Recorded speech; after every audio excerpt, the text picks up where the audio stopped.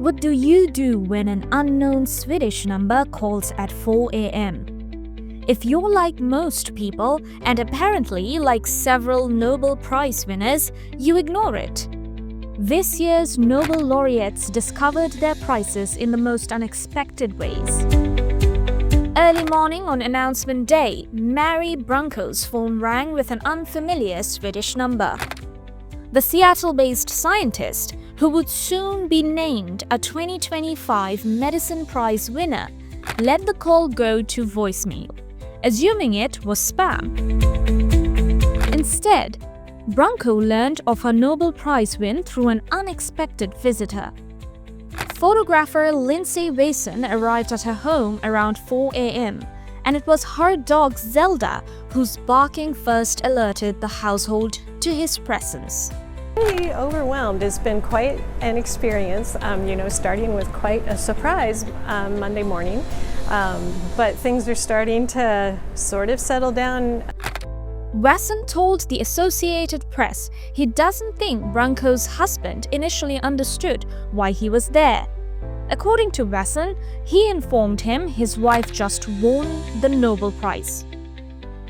Wason's photographs documented the remarkable moment as Brunkow's husband woke her with news that the Swedish call she had ignored was in fact genuine.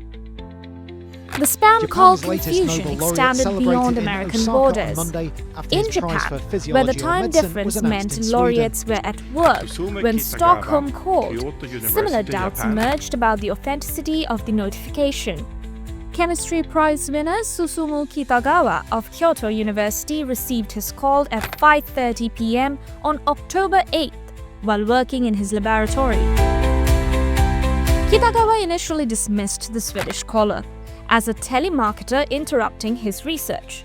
However, that persistent caller brought news that would transform his career. Kitagawa had been named co-winner of the Nobel Prize in Chemistry for his pioneering work on metal organic frameworks, research with significant implications for climate change mitigation and energy storage technology.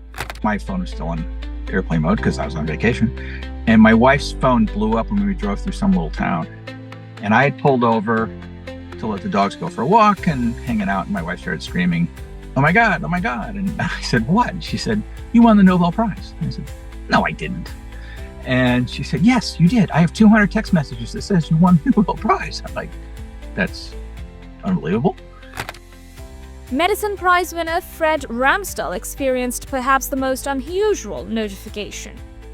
The American scientist was completing a 3-week hiking expedition with his wife, Laura O'Neill, and their 2 dogs in Montana's remote grizzly bear territory when O'Neill suddenly began screaming. The disturbance wasn't caused by wildlife. O'Neill's phone had received a flood of text messages informing them that Ramsdell had won the Nobel Prize for Medicine. Ramsdell, whose phone had been on airplane mode throughout the trip, was unreachable when the Nobel Committee attempted to call him directly. In an interview with the BBC's NewsHour program, Ramsdell recounted his initial disbelief. One thing's certain, the Nobel Committee might want to consider sending a text first, or at least updating their caller ID to something less spam-like than unknown Swedish number. Until then, if you're a scientist, and an unfamiliar Swedish number calls at an ungodly hour, you might want to pick it up, just in case.